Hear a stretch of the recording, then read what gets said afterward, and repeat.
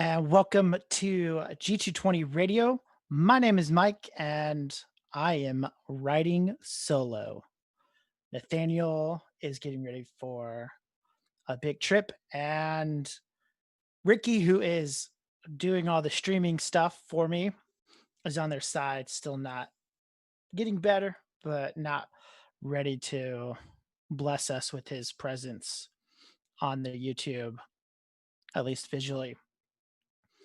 So here I am by myself. At least it should go good since Ricky's running all of it. Um, but this is episode number 443. We're going to be talking about Gregory of Nazianzus, or Gregory the Great, and standing strong for Nicene Orthodoxy. And this is kind of the second podcast I've kind of devoted for introducing the church fathers.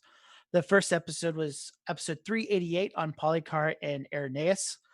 Go listen to that one as we looked at two very early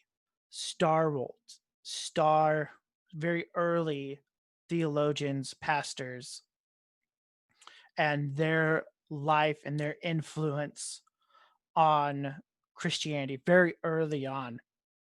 And every once in a while, I'd like to, if I have kind of the opportunity to do it, is to devote some time into understanding the church fathers. First off, because I want to know more about the church fathers. I think it's important to understand where they are, how they help us to better understand really the fundamentals of our faith.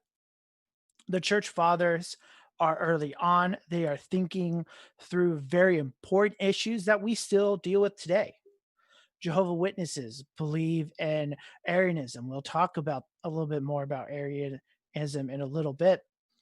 And well, they're nothing new. Arius is a 4th century believer or heretic, to be better, who claimed to be a believer.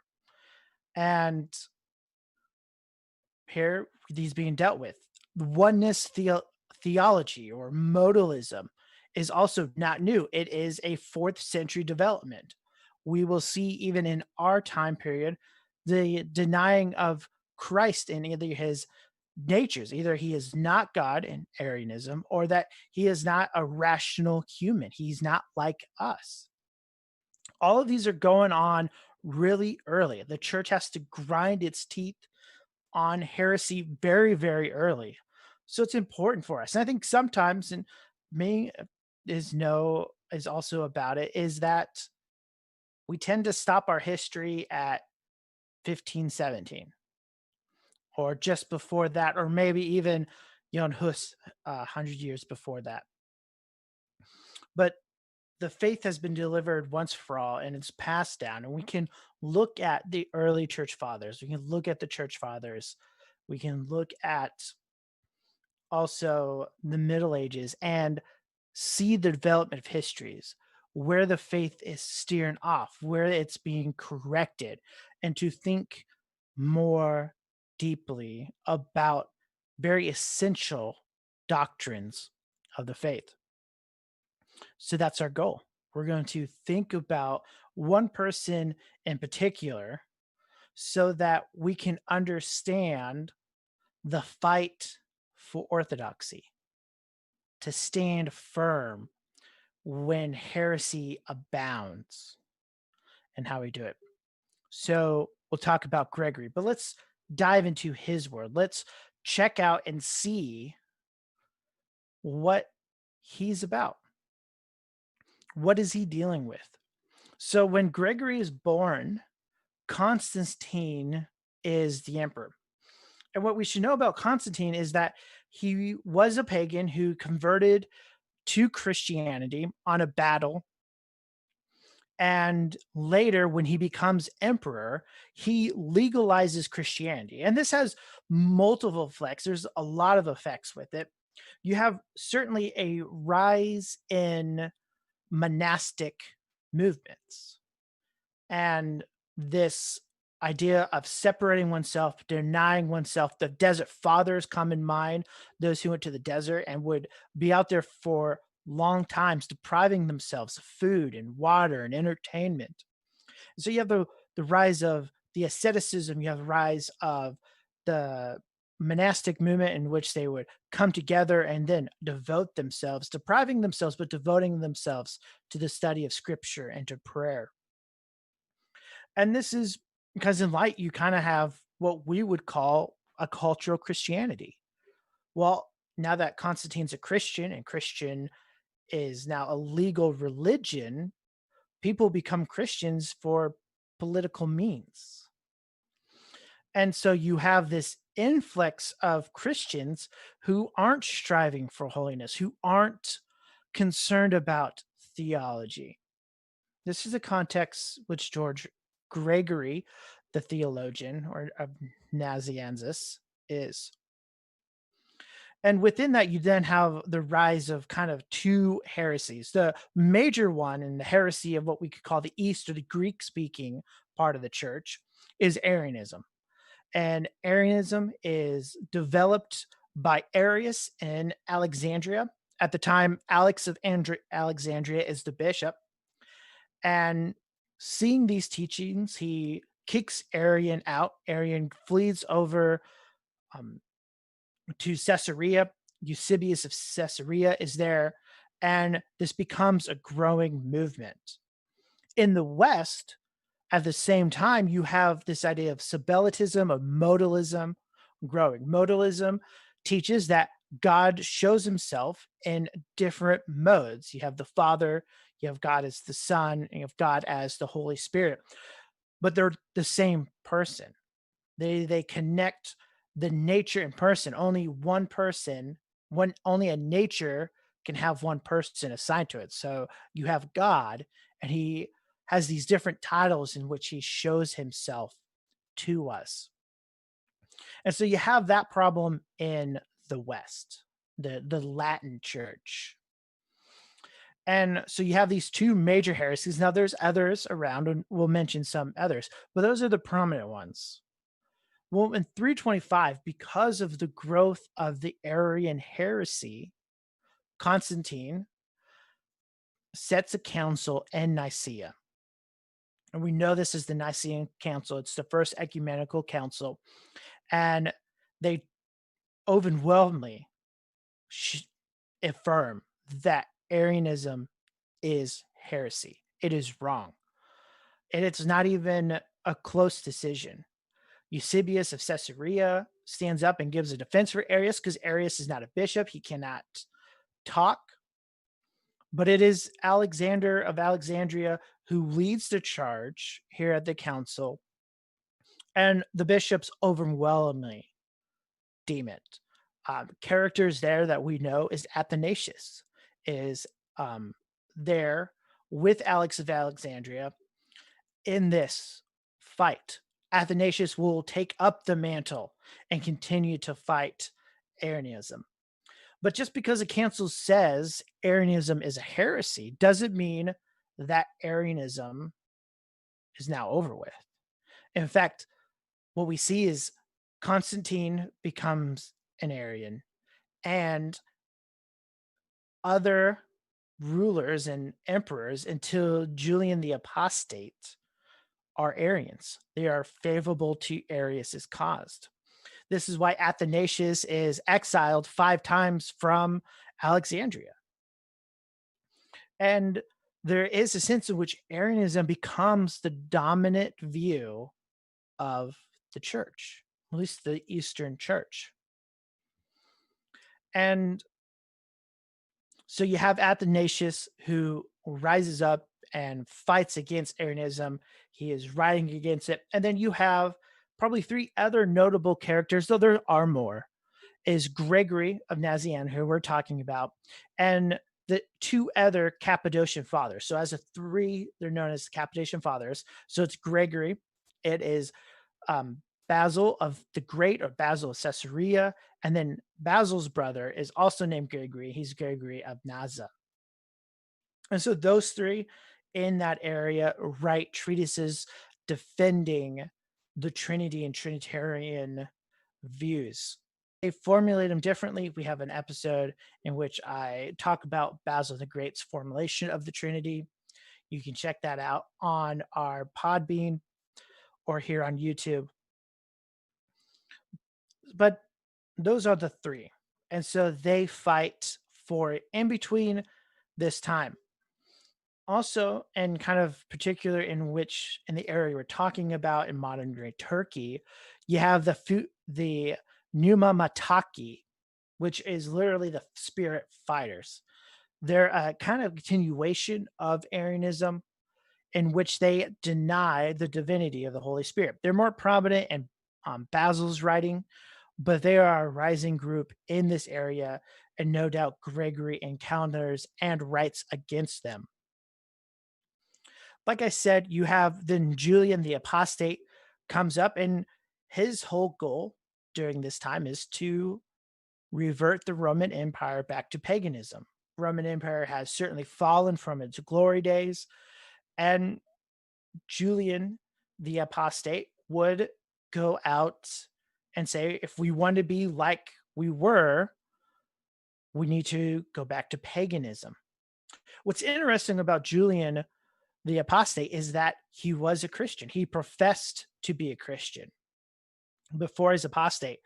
But Gregory, who we're talking about today, knew him in Athens in his time and doesn't want to call himself a prophet, but saw that Julian was not a Christian, that he had subversive ideas, even in Athens, before it kind of came out that he went to the pagans. And then what we see here and what is Gregory's most important part of his life is in 381, the Council of Constantinople is called by Theodotus to kind of deal with the Arian heresy again. And from that point on, the Arian heresy is on retreat and is falling out of favor with the bishops of the day. And so that's the context. You have heresies, just like today. Heresies abound.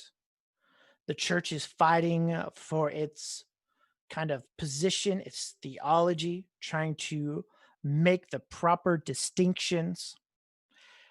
And so when will see kind of here in his life, his stand. Now, just on the onset, Gregory of Nazianzus, he's not a perfect man. He is a sinful human being. But we can still learn from him. We can see how God used him and learn from him so that we can pursue holiness. We can pursue Christ even more than what we have right now. So, Gregory, we don't know when Gregory was born. Using some timeline information, we can kind of ballpark it around 325 to 330 AD. So just around the time Constantine brings the bishops over for the Council of Nicaea. So around that time and a little later. And he is raised in a Christian family. His father was involved in a small cult called the Hypostarians. Now, we don't know much about him outside of what Gregory of Nazianzus and Gregory of Nyssa mention. And we don't know much. What we do know is there's some kind of Oriental or pagan connection with Christian and Jewish sources. So they believed God was one. They were monotheistic in that way. But they just kind of picked and choose. It's a small cult. It has no influence in kind of the Nazian area. What is interesting about his father is converted because of the influence of his wife, Nana, or the mother of Gregory. And he would later become a bishop in Nazianzus and would even kind of, as Gregory would say, kind of with a violence, a soft violence, make him part of his kind of his ruling class. He his father, who's also named Gregory. There's a lot of Gregories here. Gregory's father wanted him to help him with his bishop and kind of set him up to be the bishop after him. What we know about his mother is obviously she is one who shares her faith. She has an influence on not only her husband. So, for you wives out there who have unconverted husbands, take strength in this, pray for him. But what we also know about his mother is that his mother was raised in a Christian home. And so she has the Christian faith. She passes the Christian faith on to her children, which is Gregory, who's the middle child. He has a sister and a brother. Both of them were in the faith.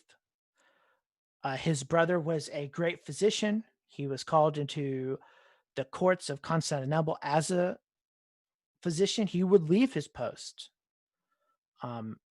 because of temptations that could throw off his faith.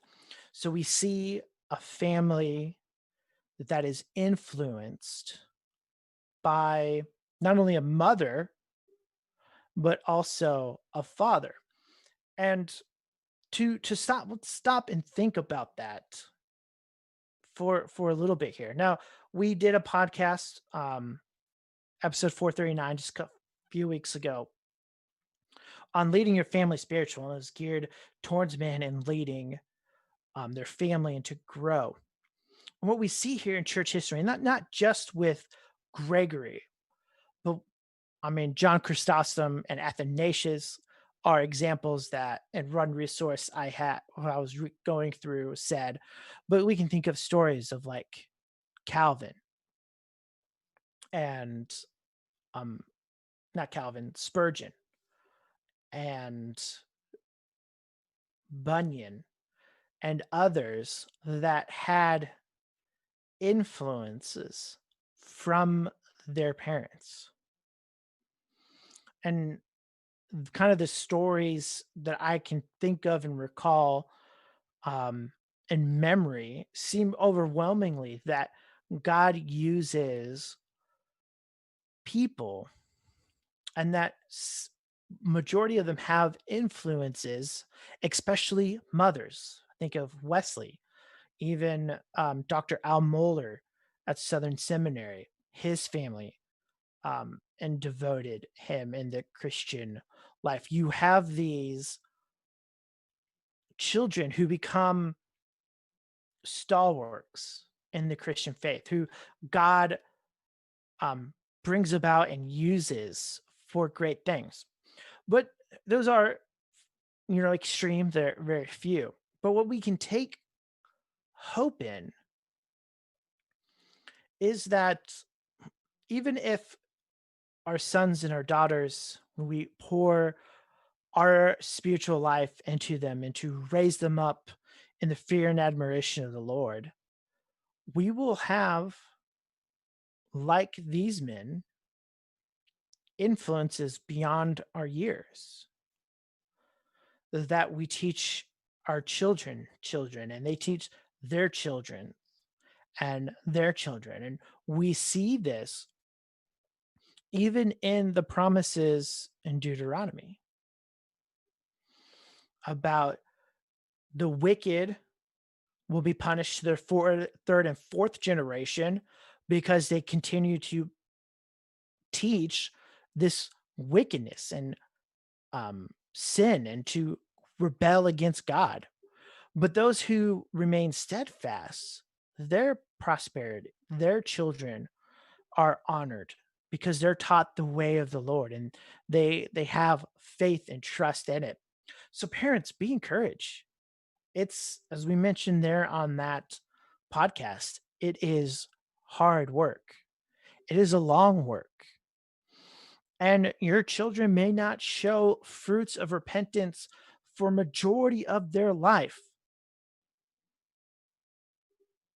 but be faithful. Pray for your children. Keep admonishing them in the Lord. And when God chooses to save them, he will. And you will be the means by which God chooses to save them because you have direct influence. And they will then be able to teach their children the greatness of God. So Gregory, if you see, is raised in with a Christian household, um, goes to school. He is a learned man. He first goes to Caesarea, which is in modern day Turkey. This is where he meets Basil of Caesarea. And shortly after that, he will go to Palestinian Caesarea, which is on the Mediterranean coast in Palestine. This would be the leading providence in the days of Jesus. So there's this connection there. And there they had a school on rhetoric. And he would stay there and he will learn rhetoric. And this is to learn how to speak, to give presentations. And this is important for his life. All we really have of Gregory is his sermons, his orators, and letters.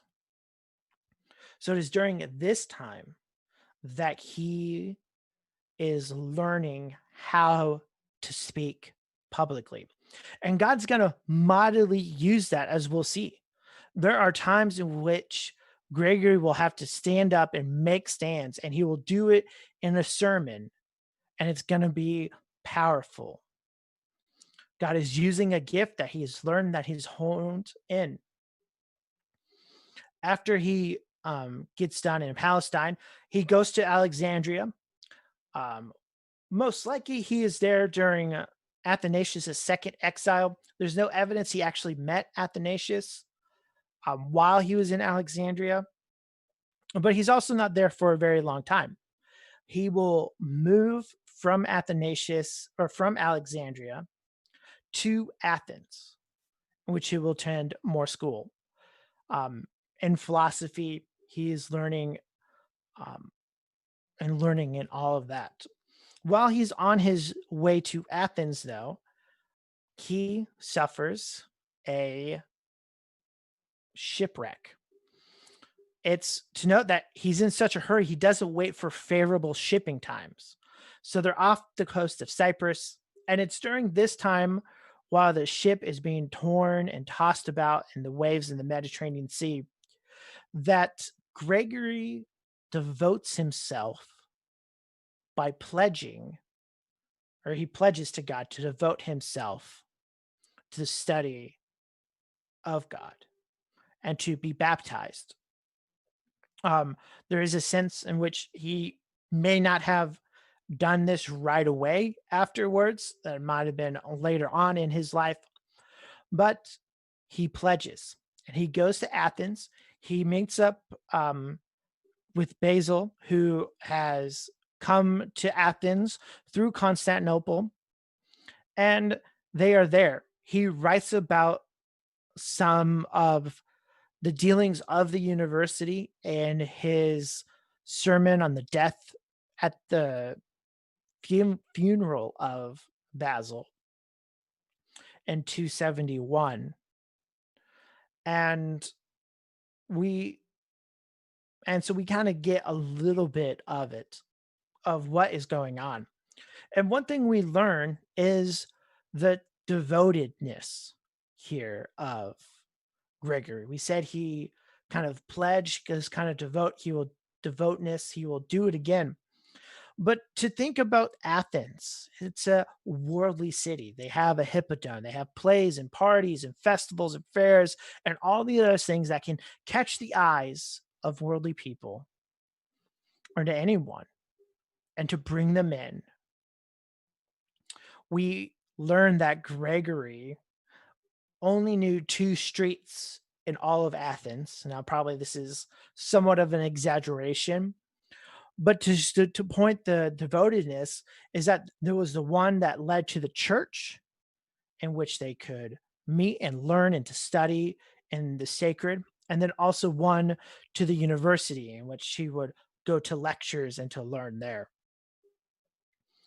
and that they would spend their time doing this. And we can note that this is what he wants to do, but I think there is some things that we can learn from kind of our perspective to think about it. And this idea of devotedness.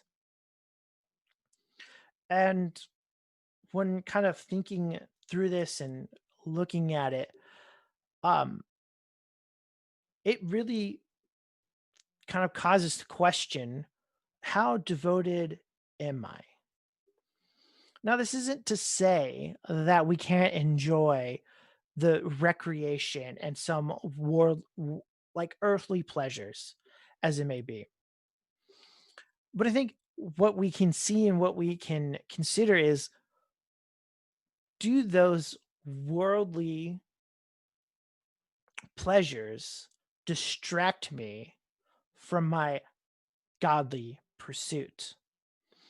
There's no doubt that studies have shown that social media destroys the attention span of people, the quickness of things. It's short clippets of videos where people cannot devote themselves to deep and hard thinking. And so we end up with shallow platitudes, as we may say. And this is something I deal with in my own life, and trying to just just not even religious activities of church, just trying to say focus for an hour in church, let alone when you work or homework or other things in it. And so we need to, as Christians, understand there's this devotedness to dig deeper, to go further, and to make a point to learn, not only by reading the Bible and understanding what it says, but other books given to us. For example, the orations of the Trinity, the of Gregory, and to see and to read what it is, and to really think about what we're doing, not just going through the motions, but to focus and to think and to try to go further than just simple actions with it. And this will become important in Gregory's life. It is his times when he visits Basil at his monastery. It is these times in which he learns to stop and to think and to be devoted and to study and deep study.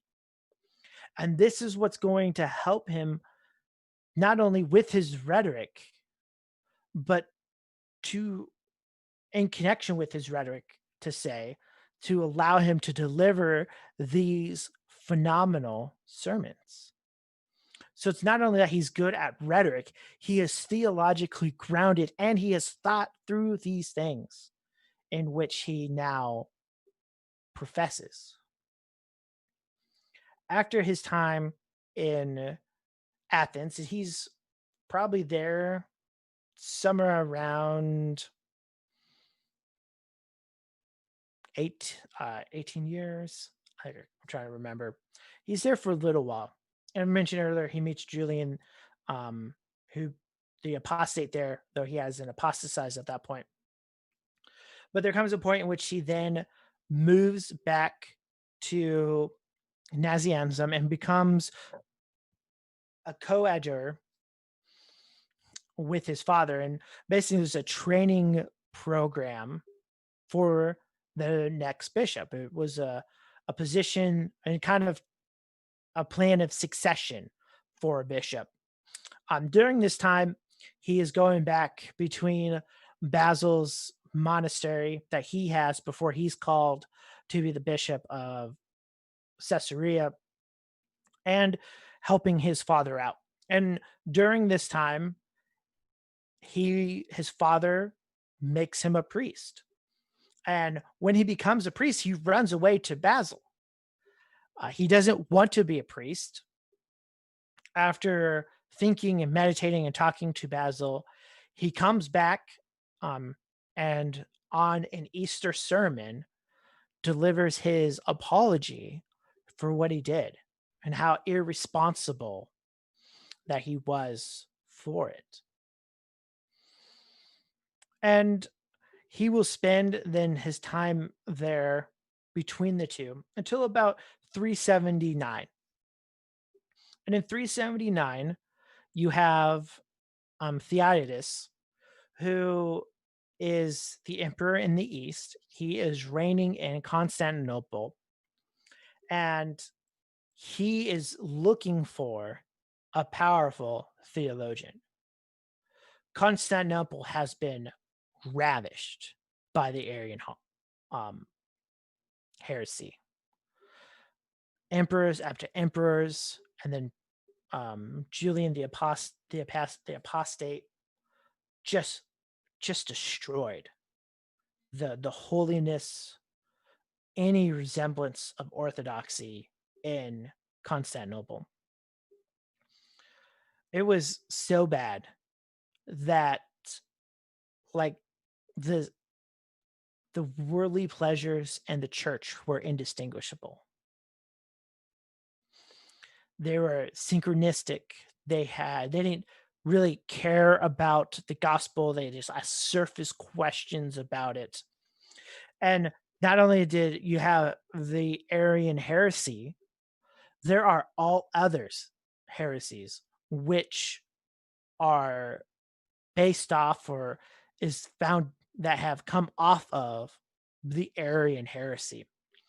You have people who are denying that Christ has a reasonable soul, that he was just a human. Like he not even appeared that he was a human, but he didn't have a reasoned soul like you did. He would have had the soul of God in him. And so Constantinople has just been secularized, to use a modern term for that. And so Theodosius is looking for a powerful theologian to come in and to defeat the Arians.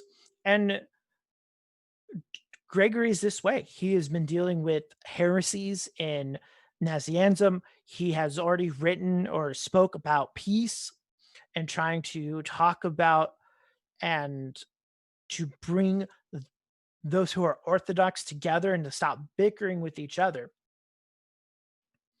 And so he wants them to come. And another issue with it, so not only do you have the heresies, you have people who are very learned, but they haven't connected their knowledge to the heart. So it hasn't produced an orthodoxy.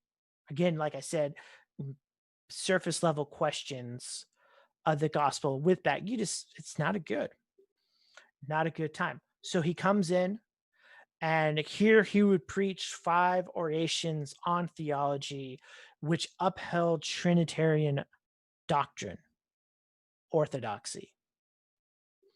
This was a treatise you can buy just these orations together, but it was a powerful oration. It was so powerful that the Arians hired mercenaries to try to kill him, try to assassinate him. They were not pleased with it. But not only did he talk against Arianism, he also spoke against modalism.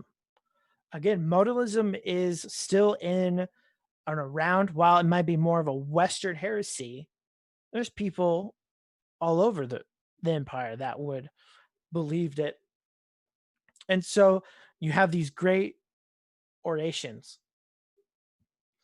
Again, to deal with the Arian heresy, Theodosius would call the Council of Constantinople, which is why the Nicene Creed is often called the Nicene Constantinople Creed. And again, as another push for the defeat of Arianism and upholding the doctrine set in the Council of Nicaea. By this time, Basil has passed away. Athanasius has passed away. And so while they did a lot of work, now the bishops have come together to kind of finish it off in a sense. Gregory would become the second president after the first president passed away, and he would stand firm. He would give another oracle towards the end of it. And again, Nicaea was reaffirmed, and the Trinity, the doctrine of Trinity, is brought into a more full explanation of what it is. After this council, he would leave Constantinople to retire in Nazianzus, which he didn't stop writing. He dealt with more heresies, the Apollinarian heresy, which denied um, nature of Christ. There was a Christological heresy skipping my mind right now. He would fight against that, and then he would leave this earthly home to go to his heavenly home in 931 there in Nazianzen. So we see here a man who loved God, who found himself devoted, though we may say he may have went to extremes in some things, um, getting to a monastic, um, and maybe a little asceticism. But those times, while spent studying and thinking and reading and trying to understand, led for the times that he needed to stand strong and to use the skills God has given them to show and to demonstrate that not only the Orthodox understanding of the Trinity, but other heresies that arise in connection with. So, what are some other things that we can learn for Gregory? One is peace. He is has a orientation, or he spoke on peace, and he wanted those who were like-minded, who were orthodox, to have peace, to be called to peace, to see that they are Catholic, small c, together, and to join together to fight the leading heresies. Now, we need to understand our differences, and we need to be seeking and working those out. But there's a sense in which, when we think about it, blessed are those who are peacemakers. That there is a call for us to not only preach peace in the sense of preaching the gospel and how man can have peace with God, even though they are sinful human beings. But there's another sense in how we in the church communicate with each other, how we try to sharpen each other. Of that, in a sense, with peace is love. And those cannot be separated. So we can learn the importance of peace. from Gregory as he tried to unify the fronts against heresy. Another thing we can learn, and I didn't mention this, is that we should read other works. And especially if we want to engage apologetically, we should read the sources that our opponents are reading. We see this when Gregory and Basil read Origen and then put together a collection of excerpts to defend kind of their position from him. And at the same time showing that the heretics were misreading Origen. Now, Origen, and I know I mentioned this on the show, he is a special character. My first church history teacher mentioned that Origen is both the father of orthodoxy and the father of heresy. There are times in which, while Origen wasn't a heretic, he rubbed up against that line, and people like Arius, who used Origen to defend his position, would push it over and to bring about, or to use them as to justify their heresy. Now, I want to make note that this is for apologetic endeavor. There's no way you can study on every single heresy, false movement in our day today. Now, there are some we should be probably more acquainted with, being modalism with oneness Pentecostalism, just oneness theology, or Arianism with Jehovah's Witnesses, and that we should know and we should understand their position, and to seek and to understand so that we can apologetically defend. And this is stuff I've done myself. I've read Charles Finney. I've not enjoyed it. But there is a sense in which, in doing so, we can know what they are saying. But if one tries to use, let's say, one of our own to promote a view that is wrong, having read some of these works, and when you're dealing with that, help build the case and apologetically and to defend the faith. So I think it's important. Now, as I mentioned, you shouldn't be trying to learn every heresy. Learn the ones that you have to deal with. Seek to understand those without neglecting further understanding of what the Bible has to say. In recent weeks, I've thought about how I know kind of modalism and oneness theology, but I don't know if I could accurately defend Trinitarian thought. I mean, I can defend it, but what are there some arguments against it, and how would I respond in a way that is thoroughly biblical, especially in light if they want to pull understandings of philosophy into it. So again, reading other saints' works, reading those who opposes you, these are good things and stuff that we can see modeled by Gregory himself. And I think finally, and kind of as I mentioned it, is that we should use our gifts for the advancement of truth, for the advancement of the gospel. Not all will have great oratorical rhetoric speaking, but we're all called to have an answer. We're all called to be ready to give a defense.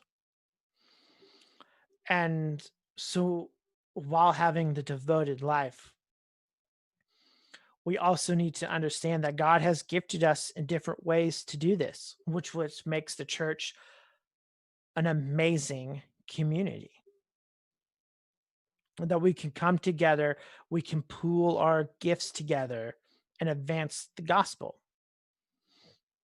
And, even here at G220, out of the three of us, Ricky, Nathaniel, and myself, Ricky, Nathaniel go out and do street evangelism, open air preaching. While I have gone out and I do not condemn those, and I've gone to the Derby and with them, that is not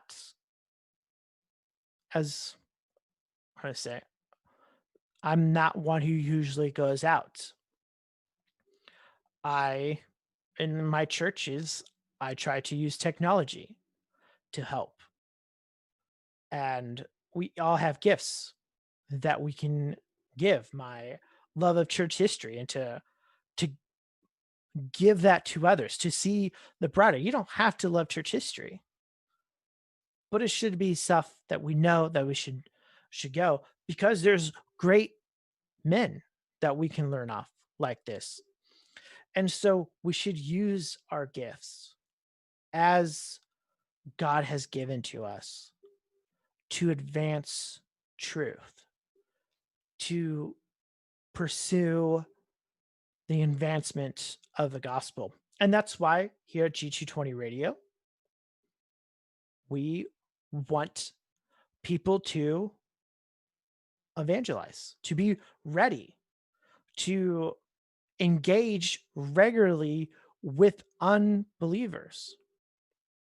And now there may be times where you are able to do that more, and there's times when you are not able to do it as often.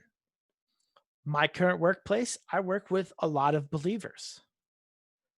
Evangelism is not as, I don't get opportunities as much. In my previous job, I worked with all these unbelievers, and I had many opportunities to tell people the gospel, to engage with people in spiritual means. They were quite profitable. And I would have people to come up multiple times and ask me different questions and what I thought about things.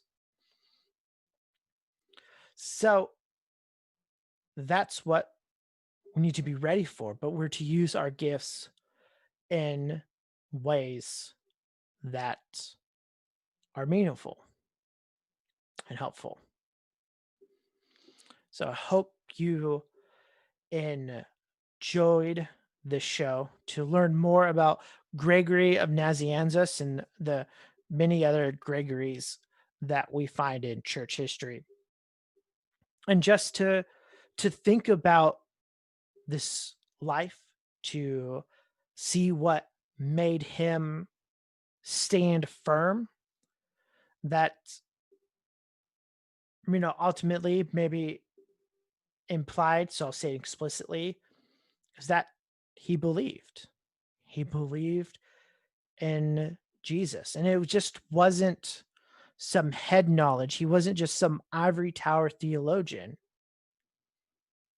He thought others should hold. He saw the connectedness of theology and work, and the devotedness that we're to have, and to pursue holiness, which is what was displayed in his mother.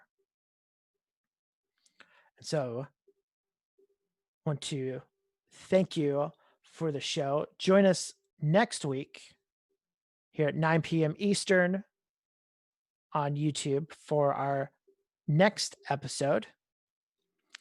And don't forget to like the stream, subscribe to us. If you want an audio version, you can go to Podbean, and you can always check us out on Facebook. For Ricky, who's running the stream, Nathaniel, who has the night off, I am Mike. God bless, and we'll see you next week.